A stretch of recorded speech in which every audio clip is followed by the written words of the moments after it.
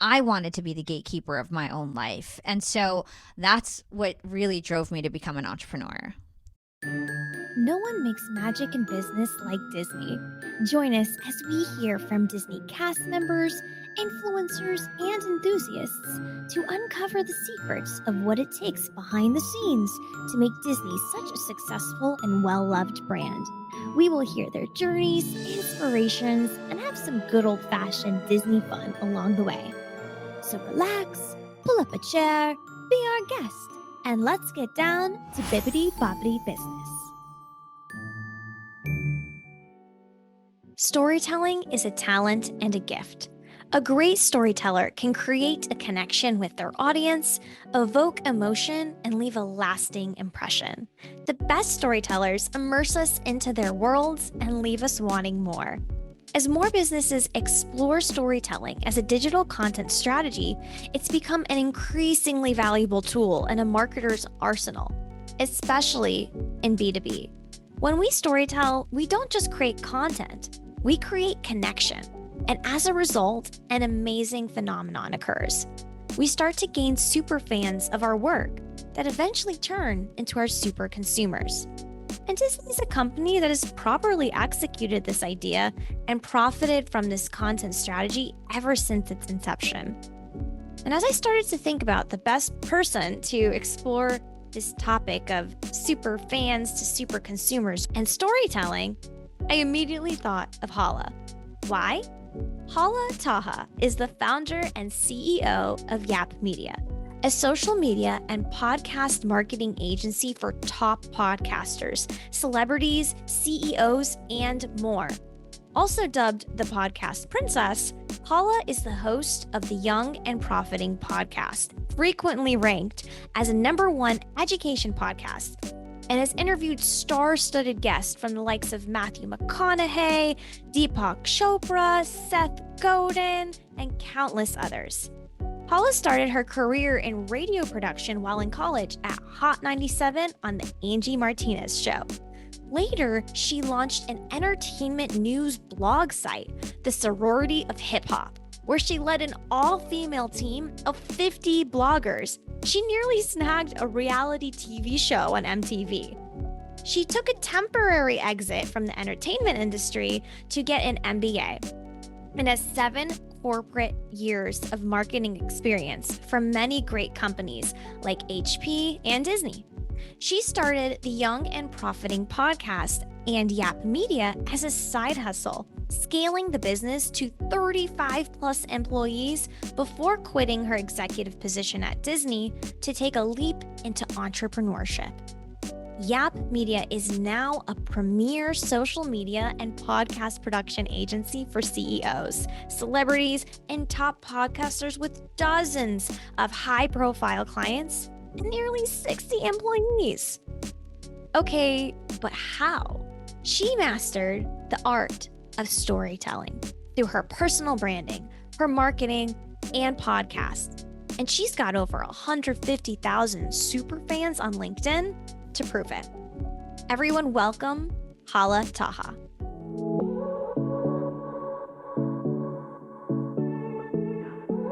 Welcome to Bippity Boppity Business. How are we doing today?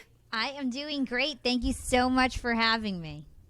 Thank you so much. I have been watching your story on LinkedIn, eyes glued, seeing how you've gone from working at a radio station to side hustling while you were at Disney to now full-blown entrepreneur. And watching you do that has inspired me as I've gone through my own journey of going from working for someone to becoming an entrepreneur for myself. But let me tell you, that leap of faith, if it was hard for me, it must have been even harder for you. So tell me, what was that jump like, and what's been one of your biggest challenges becoming that entrepreneur? Yeah, so being an entrepreneur and deciding to be an entrepreneur was really tough for me because I actually was a failed entrepreneur. And when I first started entrepreneurship, it was when I was in my early 20s. I had a blog site.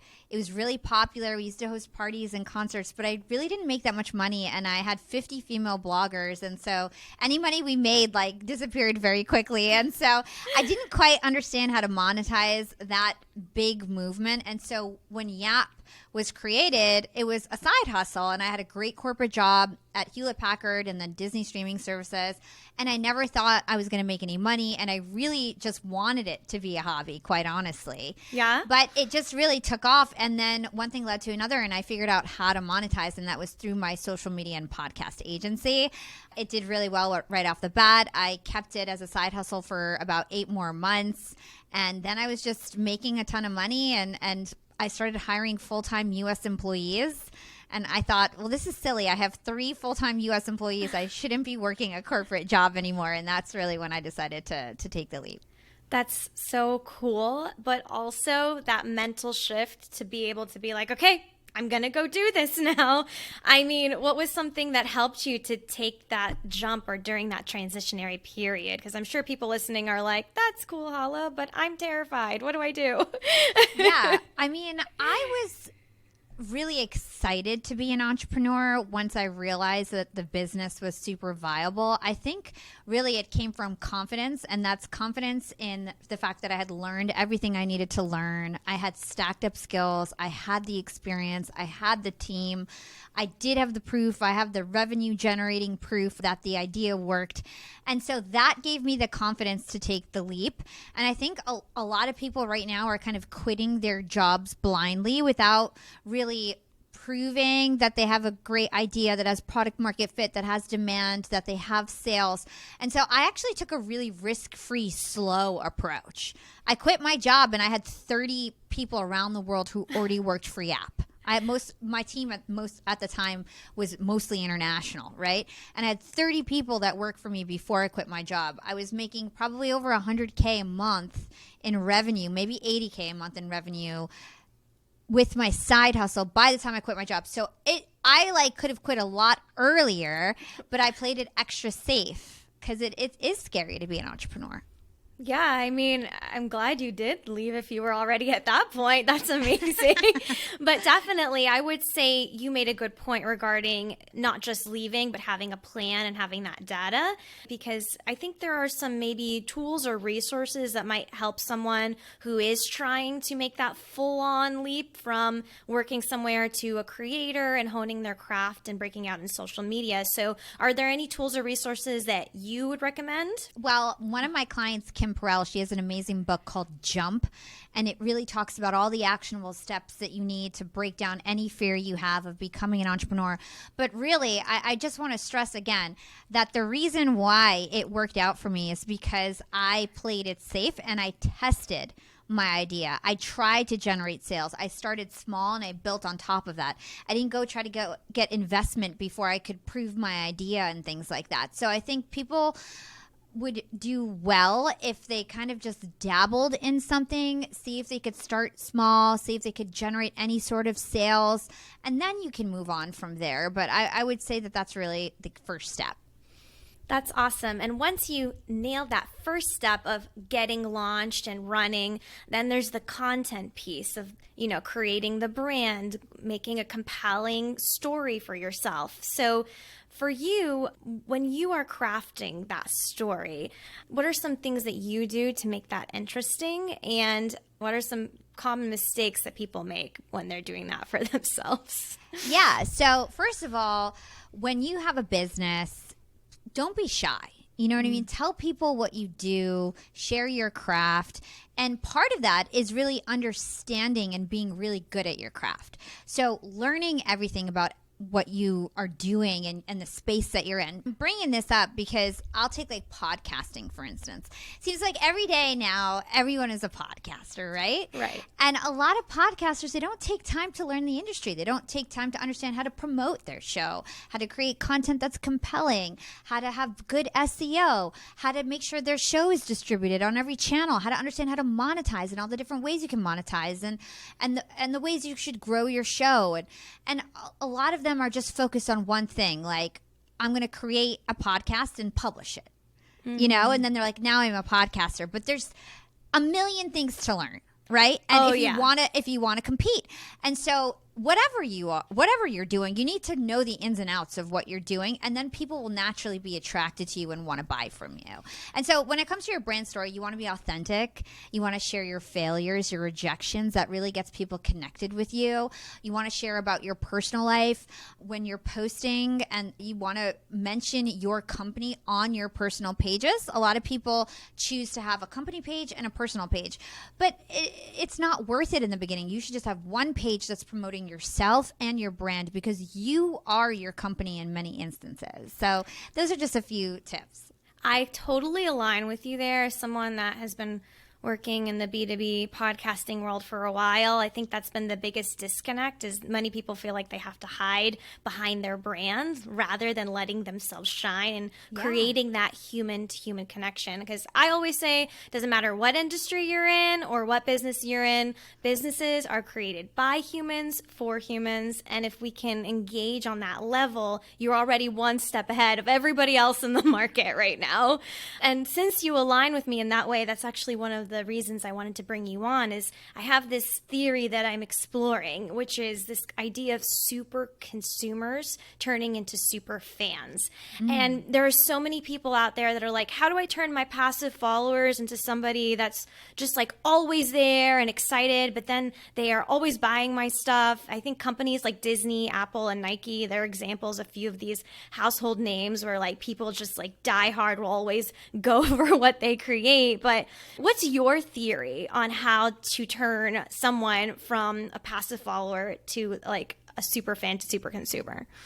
So I would say, first of all, having a mission that you truly believe in and having pure intentions. So when I first started Young and Profiting Podcast, my goal was to help young professionals level up their life by listen, learning, and profit. And my goal was to interview people and unpack their wisdom and provide actionable advice to young professionals. My goal was not to make money. My goal was to help the world and to serve the world. And I had very, very pure intentions. And that was magnetic. By episode 2, I had my first volunteer. By episode 8, I had 10 volunteers in a Slack channel who were helping me to grow Young and Profiting Podcast for free. And these were fans, listeners who reached out to me proactively on LinkedIn saying they wanted to help. And so I definitely understand how to attract people and get them to kind of volunteer for you, get them to support you as fans, even as more than fans, right? So first, it's like providing value, being of service. It's not about you, it's about them, right? So like, how can you serve them? And usually it's like you're teaching them something, or you're motivating them or inspiring them. So that's either telling your own personal story that might be motivating or inspiring, or maybe like you're a doctor and you're giving research about, you know, diabetes or whatever like your followers want to learn about, right? And so it's just, you need to think about like what you can provide value at. And sometimes it's just sharing other people who can provide value. So with my podcast, for example, I talk about all these different topics that I'm not necessarily the expert, but I bring the expert on, and that makes me a vehicle for this service, right? And so you don't necessarily need to even be the expert. You just need to connect the dots and provide something that is of value to your audience. So that's one way to really get them engaged, is to be of service. And when you are in that service mentality, people will just want to help you any way that they can, whether they're buying from you or they're recommending you. They're going to have you top of mind, and they're going to remember that you provided all this value, and now they're going to want to return the favor. I love your answer, because people are starting to sense and know if you are trying to just sell them something through your content. It's so obvious. Like the energy is clear, like you're trying to use somebody. And I always try to tell people, like, whatever content you want to create, do it because it's your why. What impact will it create for the person listening? What greater good will it serve? Because the ones that are looking for those short-term wins and are not playing the long game are losing big time on all of the massive later long-term wins that could come from genuinely building a community. Because I think part of what ties into making somebody a super fan is that community, and community cannot naturally form if we're all there falsely. I don't know. Like, it's, you have to all be there because you love and want to learn the same thing. That's just how we are as humans. But what do you think about the people lately that have just been like, yeah, we want to build community, and they want to do it in like 2 months, and that's all they have to do with that plan. Well, I mean, the thing is that it's never going to work, right? And also, you need to engage with your community and get to know them and talk to them and get their feedback and incorporate their feedback in what you're talking about. And, it takes time. It doesn't happen overnight. And if you want a real community, it takes time. It takes a lot of content, takes a lot of interaction and consistency. So I don't think it's possible unless you buy fake followers, and then that's not real anyway. So it takes time. What are some engagement tips? Like, what are some unique ways you engage with your audience that maybe most people may not think of? Yeah. So I'll give you like some tips for LinkedIn, for example. So one of the things that I do is I like to retarget everyone who likes and comments on my posts. And depending on what the post is about, that's what I'll contact them about. So I'll be like, hey, I noticed that you recently liked my micro content with Wim Hof. I'd love to share my recent episode with you. And they feel heard because they're like, wow, she noticed that I engaged on that post. And then they go and subscribe to my podcast, hopefully. So it's like a win-win for everyone. By the way, when you DM someone on a platform like LinkedIn, it actually flags to LinkedIn that you're friends, so they start to see your content more. So it works in a lot of different ways. So retargeting people who like and comment on your posts is a great way to kind of make a deeper connection, and they'll be more likely to support your stuff in the future. Yeah, I think I've done that before for a little LinkedIn parody I made. I called it LinkedIn Town. It was like Belle's version of like walking through LinkedIn and imagining like what that would be like for her. But there were a couple of people that I knew that enjoyed Disney, and I kind of just like send them a personal message in their LinkedIn and be like, hey, do you like this? And then they're like, oh yeah, that's so funny, thank you. And it's more personalized. So I think it's cool that you do that as well. Any way that we can virtually create that one-to-one relationship, it's going to help. And at scale, if that's hard over time, things like PodFest, which you just did a speaking event at as well, are really good for that too. Since I didn't get to see your talk at PodFest, can you give us a couple of things that you talked about during PodFest to that community that might be helpful? Yeah, I actually talked about how to take your side hustle and turn it into a 7-figure business. I talked about how I turned my volunteer team into a real company that's now 60 employees, and how we leverage that into media and then the podcast network. But you know what? Maybe there's something more useful. What kind of listeners do you have? So my listeners are business leaders that have a strong affinity for Disney and how Disney does their marketing, their business structure as far as the storytelling and content creation and customer experience aspect. And I know that you have worked for Disney, and I didn't know if there was anything that you had learned from your time there, and if you've taken any of that with you into what you're doing now. Yeah. So I was running their email and mobile marketing. So I wasn't like part of the content team that was like putting on the movies and stuff. We were more like promoting, like subscribing to Disney streaming services. Like that was my job, right? But I mean, my job at Disney was awesome, and it's cool that your listeners are so into Disney. So what are some things company-wise, your culture, that you guys do together that you have fun with, or, is inspiring and maybe a little different than others? Oh, I love this question. So we do something called Gratitude Fridays. And so basically every Friday, everybody, like, it's cute because it's not like I kick it off every Friday. It's like somebody takes charge every single Friday to kick it off, and they say who they're grateful for, and then it just sets off a chain reaction of everybody also saying who they're grateful for. It's like a channel in Slack, and everyone's tagging each other. And so we do this Love Fest every single Friday, and it's part of our culture. The other thing that we do is we've got like on Slack, like a pet channel. So we always share our pets, and like, everybody's like really loves animals at YAP. So those are just a couple things that we do culture wise to just keep it fun. I love that. Okay. Also, I'm going to tell you a quick story. Before I went to Podfest, I wrote down a list of names of people that I was like dreaming to meet. And I wrote down all these names, and you were on the list because when I was working at the agency I was working at before, we were learning how to make micro content through Descript. And I saw that the best micro video format had your face on it from Young and Profiting. I had searched through all these ideas for template ideas, and I was like, man, I gotta meet that girl. And then when I actually got to meet you, I was just so excited. But what I wanted to know, like one-to-one, I feel like I can relate to you in some ways because I'm also Middle Eastern. What kind of role does your culture play for you in the work that you do? How has it shaped you as a person? Oh, that's a really great question. So it shaped me a lot, like a lot. I'm not that like religious, and I can read and write Arabic. I can't really speak it that well. I can understand everything.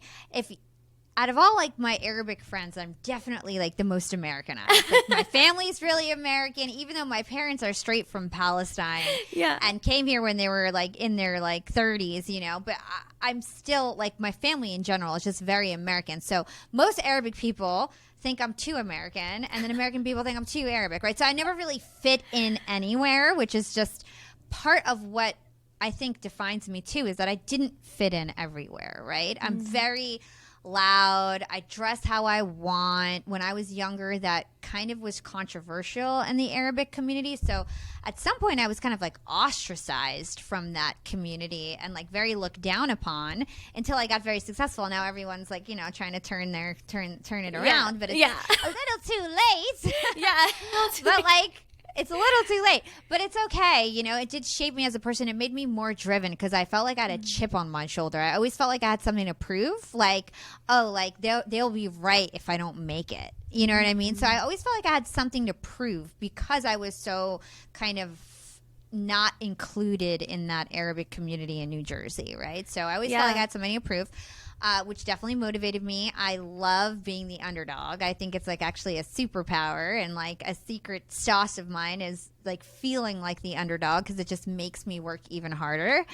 So those are some of the things. The other thing is like 9/11, right? So that was hugely negative on my life, right? And so I didn't get a lot of opportunities when I was younger, and partially like as soon as 9/11 happened, like for example, I had the best voice in school. They wouldn't let me in the talent show. I never got on any sports teams for a while. And then, once 9/11 was over and I was like in college, I was getting every single thing that I tried out for, right? And then when I look back, I know that it was because there was a lot of racism going on when I was in high school, and so that helped me learn how to get over rejection quickly. And that really helped me. And one of the reasons why I ended up becoming a podcaster was because I didn't give up. I got rejected over and over again. I used to work at a radio station called Hot 97. I worked there for free. I thought I was going to be the next big on-air personality. I worked directly under Angie Martinez. She's the voice of New York. And I earned a spot at that station, and they fired me after 3 years. And, then I almost got a show on MTV after I had this huge website and I was leading 50 female bloggers. And they had one pilot with me and it didn't happen. And then they shot another one. It was a big deal. They filmed us all summer. They pulled the plug last minute. And then I didn't get the show on MTV. I was a co-host on Sirius XM with Sway in the Morning. And they hired me for 2 weeks. After 2 weeks, they fired me. Wow. And if I wasn't used to rejection from all those times that I tried out for sports teams and I didn't get it, or talent show and I didn't get it, and all these things where I didn't get what I kind of deserved and had the skills to get, it's different when you fail and you don't actually deserve it, but when you know that like you should have gotten some of these opportunities, right? It makes you have thick skin. And so I failed, but I would just get back up and be like, well, what else can I try to get? And how can I, because I'm not going to let anyone tell me I'm not going to make it, And so I just kept going and going. You have to. Yeah. And so YAP was my 5th show, and then it blew up, But it was a long time coming. I think that's so important that you say that, because many people can look on the outside and see, she did it. that's it. It happened. But they don't know maybe the trials and those rejections that it take. And a lot of people can give up after 1 or 2 or even 3 rejections. Like for me, I just really relate to what you said, because I also feel like I was in the middle of my Arabic community where I was not too American or too Arabic. I kind of never really fit in. And whatever job I've ever had, I've always felt like the outsider in a weird way, or like whatever, but or like judged for the way I was dressed or I talked, and silently, maybe not to my face. But I think why it's so inspiring to hear is, for me, like I was actually recently laid off of the job I was working at in the agency. I got laid off in March, and I decided that I was sick and tired of feeling like I didn't fit in anywhere, and I didn't, it wasn't feeling right to apply anywhere else. And let me just try to do something on my own and see what happens. And I could have been stuck and like wallowing about that rejection of being laid off, because I felt like I was one of the best producers there. But I just kind of did what you did, and I was like, all right, we cry it off, we dust off, we go back up, and we keep going. We keep moving forward. There we go. Disney quote for you. Keep moving forward. And it's so powerful to own. Like you were talking about the leap into entrepreneurship. Mm-hmm. When you work for yourself, it's such a beautiful thing. Like to actually own it yourself. I always talk about this concept of gatekeepers, right? At Hot 97, there was a gatekeeper telling me no. MTV gatekeeper telling me no. Even at Disney streaming services, I know everybody loves Disney here. I had a lot of gatekeepers telling me no. It was sort of a boys' club on the corporate side. It was not a lot of women leaders, and not a lot of, everybody was treating me like a little girl, even though I was one of the most experienced people there. And so I had a tough time, and I just realized that I did not want any gatekeepers. I wanted to be the gatekeeper of my own life. And so that's what really drove me to become an entrepreneur. I'm one of the biggest influencers on LinkedIn now, and LinkedIn is a place where every professional should hang out.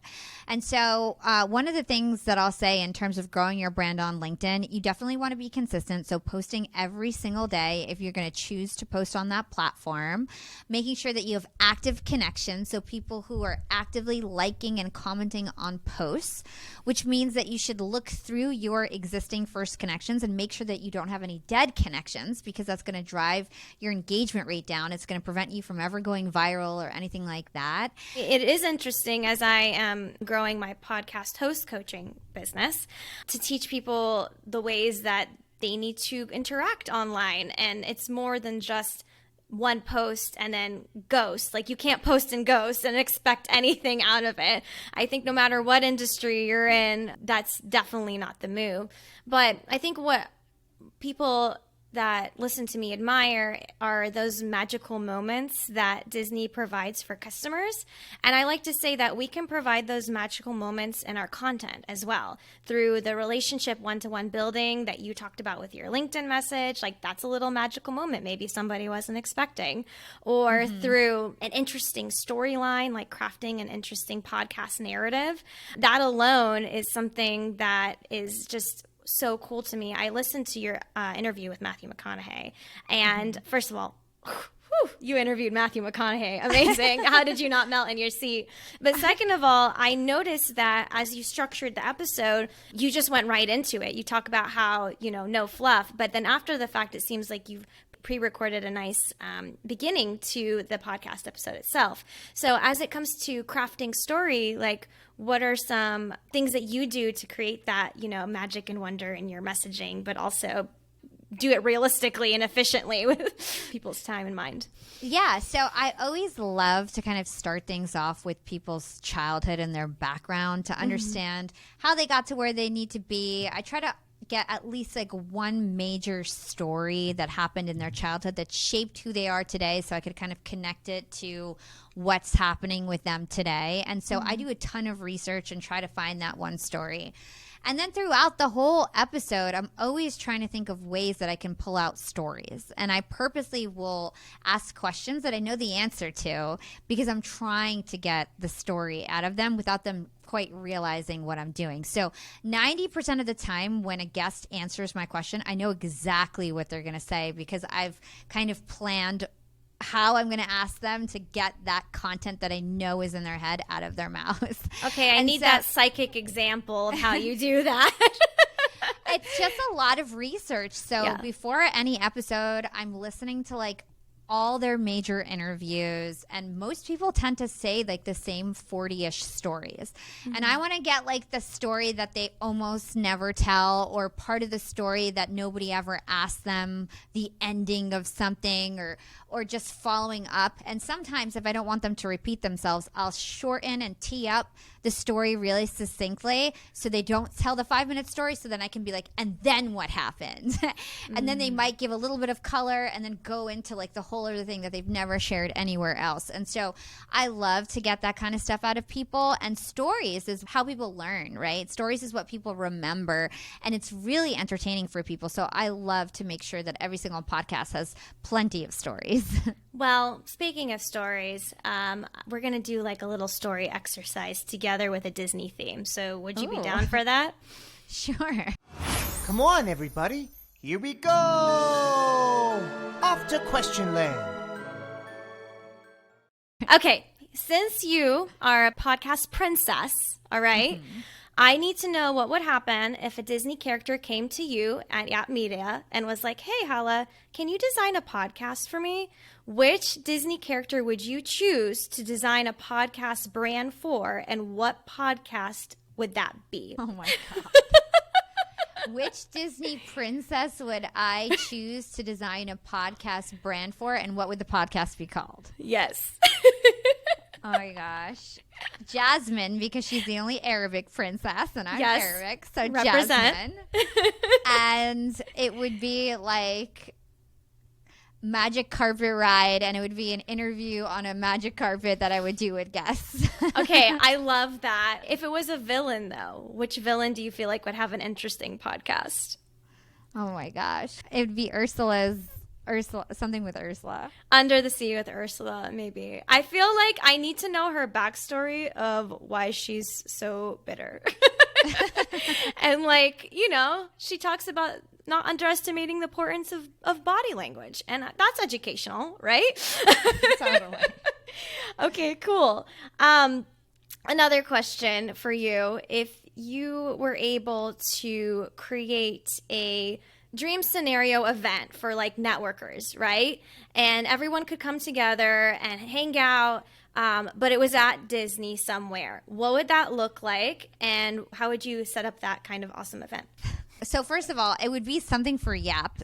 We actually turn 5 next April. So it'll be our 5-year anniversary. And I would do it in the amusement park. Okay. And there'd be fireworks, all the fireworks, as if somebody got married. And there'd be a parade, and all the Disney princesses would be wearing Young and Profiting sweatshirts. So I'm here for that. I love that. I know that it's off the cuff and it's like so weird, but my whole thing is, and we'll tie it back to business, my whole thing is I love creating content and working with people who are definitely professionals and serious in their craft, but I love to encourage just a little bit of whimsy and wonder in the work that we do every day. To anyone who is listening, who is having a hard time, and they're maybe they didn't get the job that they want, or maybe they are just not really knowing what they want to do, can you give us some encouragement and advice to end on? Yes. So what I would say is that no matter where you are in life right now, realize that if you just had like a failure or a rejection, remember that every experience has something positive that has come out of it. You learned something from that job. You learned something from that time with that person even, you know? And so just remember that these skills layer on over time. So now I run Young and Profiting Podcast. It's the #1 podcast across all apps. I have a company with 60 employees that has generated $4 million in revenue, right? And I'm saying this not to brag. I'm saying this because I started from nothing and I layered on my skills to make this possible, right? So I worked at the radio station. I got radio production skills. I worked in corporate. I got marketing and social media skills. I had a blog. I learned how to write. I learned how to lead. I also was the president of my alumni association and the Young Employee Network, and did other things where I had leadership skills. Then I rolled all of these things, which many of them were failures, right? Failures. I'm putting my hand in air quotes. I didn't get the MTV show, but it taught me how to be good on camera. It taught me how to be dramatic and storytell, right? I didn't get Hot 97. I didn't get the dream job that I wanted, but it gave me all these skills. And so you learn things. And when you fail, you don't start from scratch. You start from experience. And that's super, super powerful. So just remember that. And remember to go get your experiences. And the younger that you are, the more that it shouldn't matter if you get paid. You should work for free. Go intern. Go get paid minimum wage. I worked at every store in the mall, and I was the top seller at places like Art and B and BB and Juicy. And now I do sales in a totally different capacity 10 years later, and those skills are still serving me today. And that's how I'm able to generate all this money and be able to feed my 60 employees, you know? And so it's just all these little experiences, even when you were getting paid minimum wage, roll up into something special later on if you stack them and if you embrace all the different skills that you've learned over the years and remember the positive in every negative, right? And so I would say, if you're feeling like you just got over something and you're feeling down, try to remember the skills that you learned, write them down, and think about all the things that you know and how you can layer those together to put out something to the world, a new offering, a new service, and potentially start a side hustle, if not a business. But after you test your idea, like I said. Make sure you test it, please. Awesome. Well, Hala, I really appreciate you. Thank you so much for being on the show. If anyone would like to connect with you or YAP Media, how can they do that? Yeah, thank you so much. What I would encourage everybody to do is to go find Young and Profiting Podcast on your favorite podcast platform. I have over 240,000 subscribers on apps like Castbox and Player.fm and Apple and Spotify. So please subscribe. You're going to love the show. We'll help you listen, learn, and profit. Absolutely. Thank you so much. You've been listening to Bippity Boppity Business. Like what you hear so far? Leave us a review in Apple or listen to us anywhere you prefer listening to your podcast. Until next time, have a magical day.